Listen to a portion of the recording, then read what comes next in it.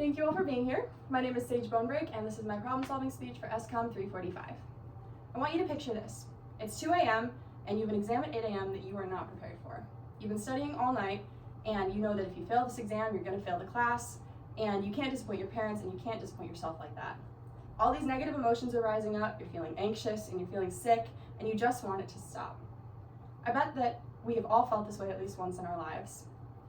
The mental health crisis among college students is at an all-time high. Statistics show that in 2022, 1 in 5 college students dealt with suicidal ideation, and even more dealt with anxiety and depression, according to Kramer et al. With these sobering statistics, it's really important that this crisis is addressed immediately and not pushed off to be dealt with later.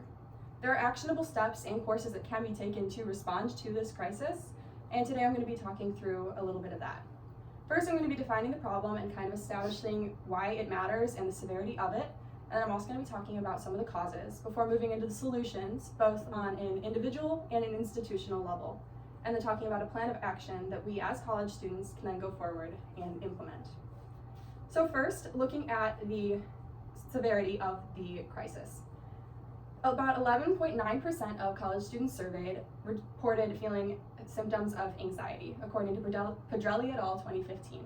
This can stem from lifestyle choices, such as being in a new environment and trying new things, such as substances or drugs. And this directly results in higher anxiety levels, according to Kramer et al. 2022. It can also stem from life areas, such as finance or health or love life, as well as relationships with families or relationships at work and school. And it can also stem from problems experienced by loved ones and those around them. In 2022, 93.7% of college students reported anxiety in at least one of these life areas, according to Kramer et al. Depression is another really important facet of the mental health crisis. Since COVID, numbers and statistics of mental health have risen. And this is a result of the seclusion and these college students being pulled from their environments without any real certainty that they would be back.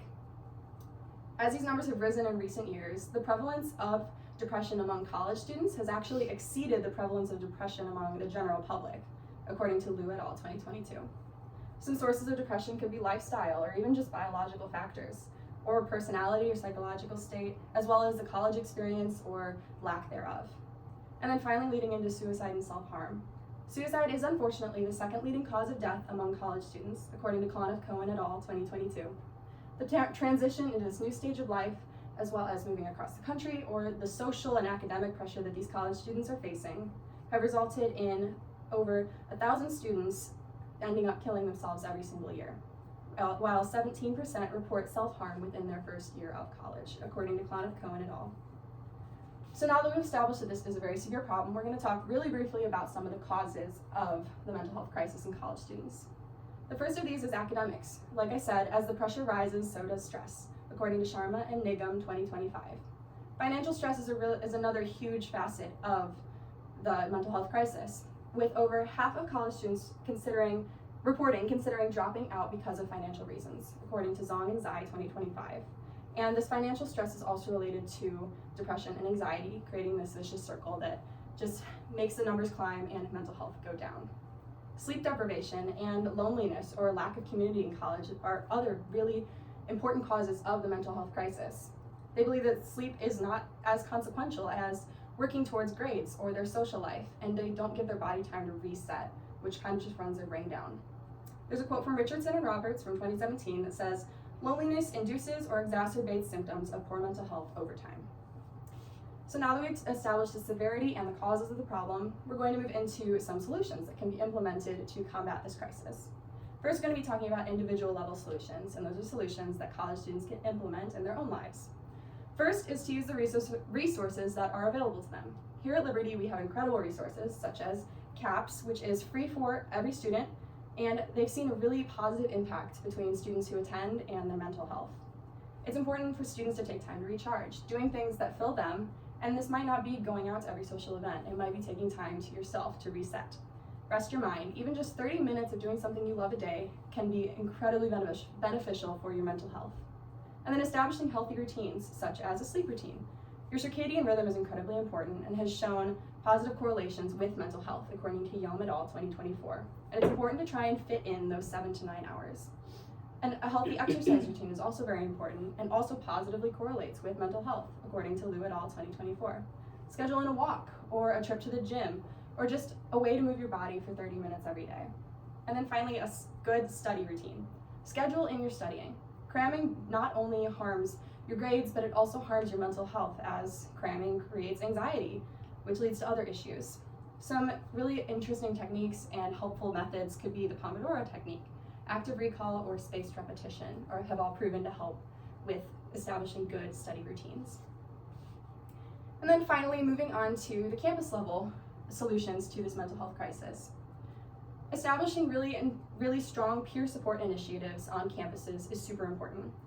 Liberty does a great job of this as well, with community groups and resident shepherds, as well as support groups through CAPS, such as grief groups.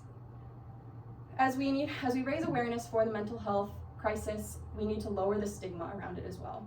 It's kind of a hush-hush topic and not a lot of people talk about it on college campuses, which is why it is such a serious issue. It's important to, outside of Liberty, for college campuses to establish check-ins with their dorm communities, have someone that they know they can talk to, and be purposeful with that. Have help and hotline numbers posted where students will see them and where they are most needed. And again, it's important to normalize these conversations with college students and with your peers in order to combat the crisis that is taking over college campuses. And then finally, we need to expand the psychological and mental health services that we have here at LU to other campuses and make them free for whatever campus it is, whatever they need. Since they're paying this tuition, they deserve to have the resources to continue with their education. So we've established why this is such an important issue and why it is so severe and has to be dealt with right now. We are in a mental health crisis, and as college students and Christians, we are in a uniquely positioned place to respond to the crisis. So what can we do? We can save the hotline numbers and approach our peers when we think they need help or when we need help. We can have one safe person that we can talk to every week that can help us and we can talk to and pray with. We can check in with peers in our groups and on our halls, and if you see someone in need, talk to them. And then we need to zoom our vision out and kind of make sure that we're focusing on the right things and the healthy things and the things that feed us in this time. And then finally, we can rest in God's word.